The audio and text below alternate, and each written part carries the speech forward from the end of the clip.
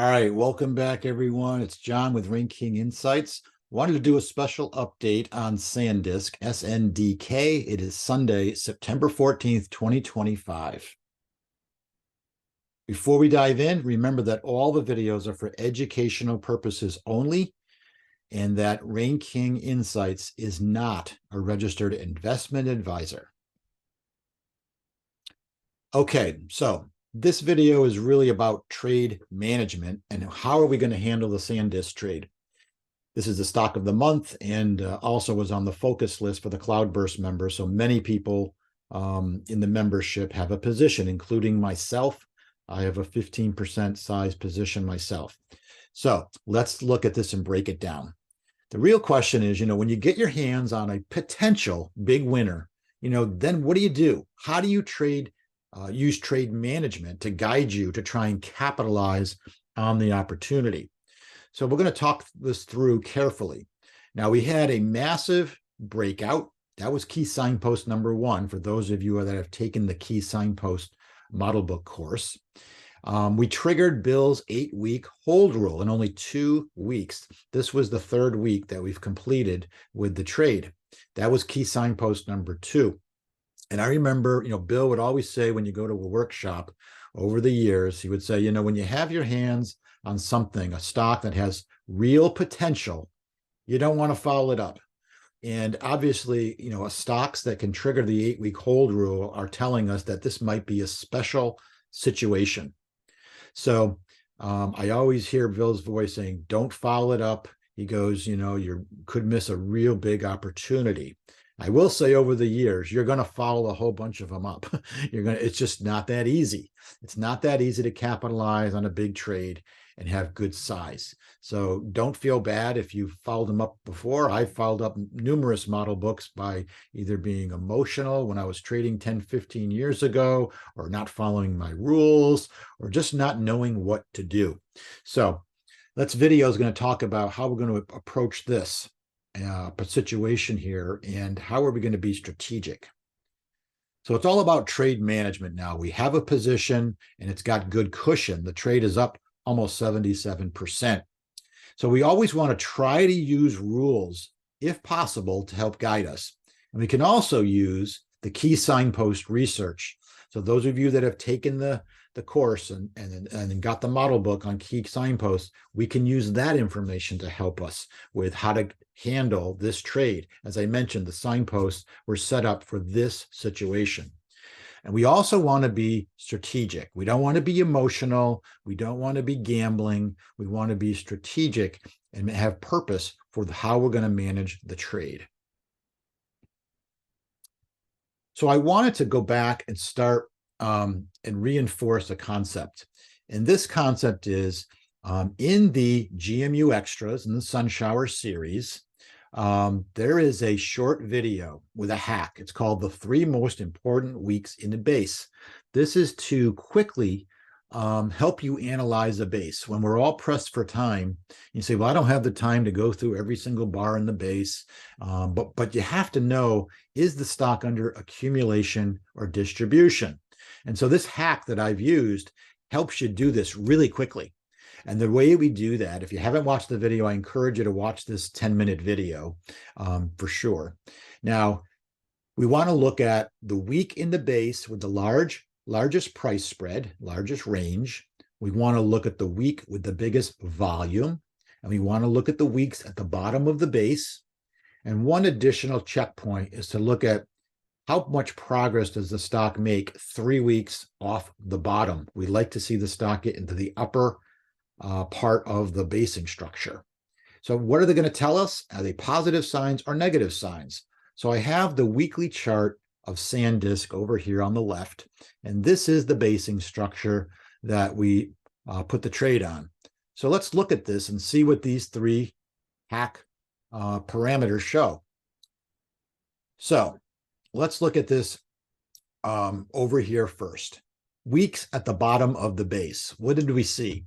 Well, we saw a down week here, volume picked up, but they actually got supporting action. We closed probably over 40% off the bottom. That's a constructive week, even though it's a red week.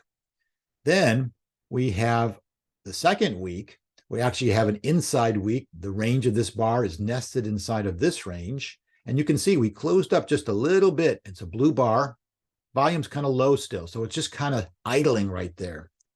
And then the third week off the bottom, you can see it's a wider spread, but you can see that the volume is really the lowest volume in the base. So there's a kind of a tightening going on right here. This is the tightening, these 2 weeks here. And then this is just showing us there are no real sellers left. Even though it came down, it got support and closed probably 30% off the lows. So that's constructive. That's a plus. What does the largest weekly volume in the base look like? Well, the largest volume week in the base is right here. And you can see this week right here, this is the largest spread. It was an up week, finished up from the prior week, and we're starting to move up the right side. That's positive. Then we look at the largest weekly range in the base, which happens to be, in this case, the same bar. So the widest range was also an up week of accumulation with the volume picking up. So those are all positive signs when analyzing this basing structure. And the other checkpoint is 3 weeks off the bottom. Are we in the upper half of the base?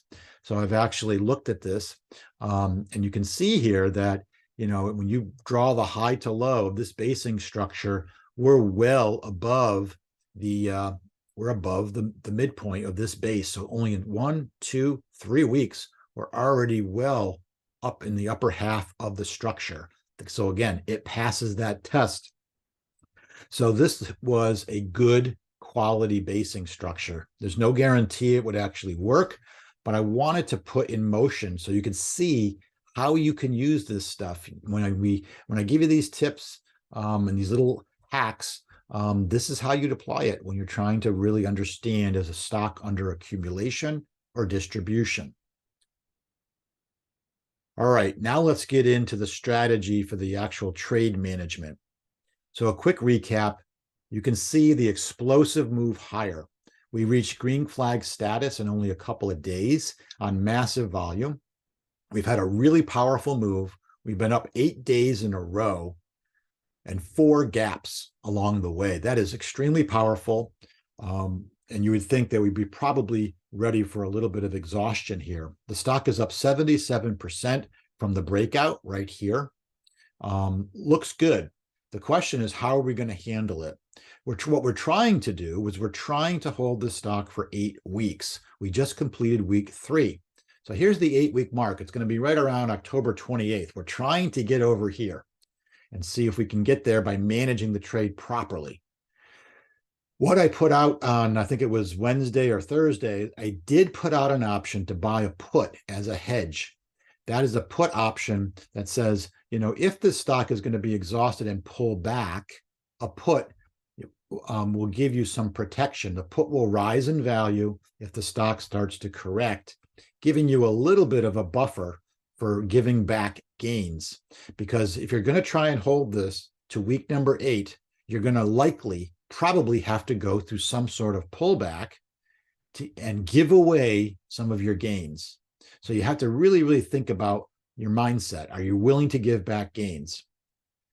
Now, from the research that we've done in the signpost studies, we know that the first 12% pullback in these big winners that we studied is going to occur most likely between week 4, 5, or 6. That's typical for the first 12% pullback. Not a guarantee, but the odds say that we're going to get a pullback in the next couple of weeks, and it could be a minimum of 12% or more. So how are we going to approach this? Now, I have a couple of other markers on the chart. You can see here at 68.58, I've drawn the 10 billion valuation line. Obviously, institutions have said this company is worth more than 10 billion because they drove it right above that very, very quickly. I've also drawn the hedge. We bought the October 70 puts. You may or may not have bought them. I bought them to try and hedge the position. So what we're trying to do is be very, very strategic here. So we're using some reference points, 10 billion valuation, which should be support. And we've got a hedge really close to that support line. That's why I picked the $70 put. Now, that's a lot of give back because you say its stock closed up Friday at 86. You may or may not be comfortable with that kind of give back. And that's why maybe the hedge is appropriate to give you some cushion in the pullback. So there's a couple things that could happen here with the stock. The first thing is maybe the stock can just digests. It goes sideways. It kind of comes back. Maybe it comes back 4 or 5 points. Maybe it fills the gap. It bounces around, but it stabilizes, and then maybe it pushes higher. That would be, that'd be a wonderful situation. I will say in that situation, the put will probably expire worthless, which is fine with me as long as the stock is going to resolve its way higher. The second scenario is maybe the stock completely, I don't know, some bad news comes out, some black swan event relative to the company, and the stock completely breaks down. That's a possibility we have to be open for. So you definitely want to think through, what are you going to do? Where are you going to place your stop? Now, if you've taken the hedge, that can help with giving you kind of a floor. So if you hedge the entire position, all your shares, and this happened, this option C happened, and we broke and crashed, well, you could sell the stock at 70, even if it crashed to 60 or 50. So there is, if you've hedged the whole position. Now, the third scenario here is option B. And the option B is the one that I think is the more likely scenario. And that's only because I've studied the signposts and I have a lot of research on this pullback between weeks 4, 5, or 6. Stock could pull in a minimum of 12%, and it would come back and it would pull back, and then maybe it resolves itself, and it should resolve itself to get back up to new highs by week number 8. So this pullback is going to be scary. Usually, and this is exactly why Bill O'Neill created the 8-week hold rule, because he says, if you have a powerful stock, he pretty much was saying you are going to go through a scary pullback, kind of a freak out day where you give back a lot of gains. And most people are going to freak out and they're going to say, sell, get rid of the stock. And Bill's 8-week hold rule is saying the rule is designed to help you stay in the stock through this first scary pullback of 12% or more.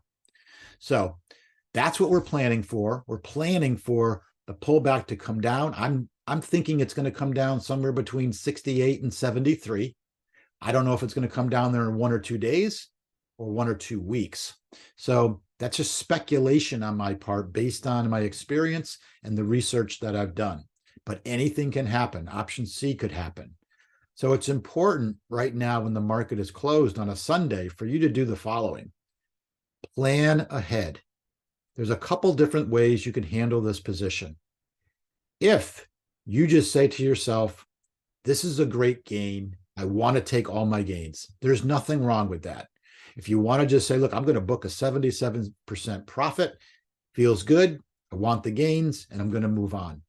That's absolutely fine to do. The second option is you might say, well, I don't want to give it all back, but I don't want to, I want some upside. Well, sell 50% of the position, sell exactly 50% of your shares, because that'll be a psychological win-win. Because if you sell 50% of your shares and the stock does option 3, you'll say to yourself, thank God I sold half the position up here at 86. And it's a win-win because if the stock bolts to 100, you'll say, well, thank God I kept half the position because I got the upside through 100.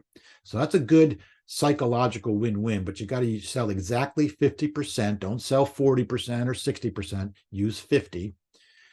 And the third is if you want to try and play this out for a really big move, because you think it might be a special stock, you want to try to hold through the pullback, and we are having a hedge here to soften the give back. Again, the hedge is simply an insurance policy for really option C. And it's also going to cushion the blow as the stock comes down. Even in option B, the put will go increase in value. So you have to decide how much of the position are you going to hedge.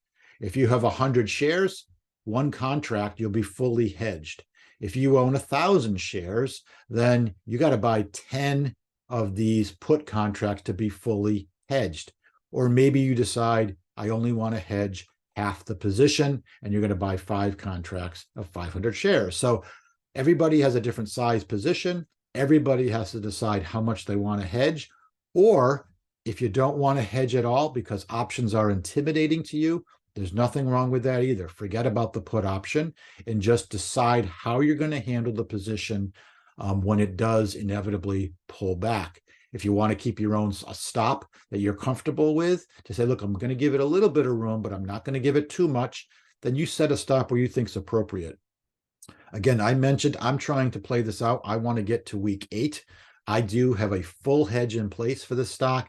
And my base case is I'm anticipating and I'm thinking that option B is going to be the way this plays out. But I also am prepared for option C. And I'd be happy with option A and the stock continued to move higher.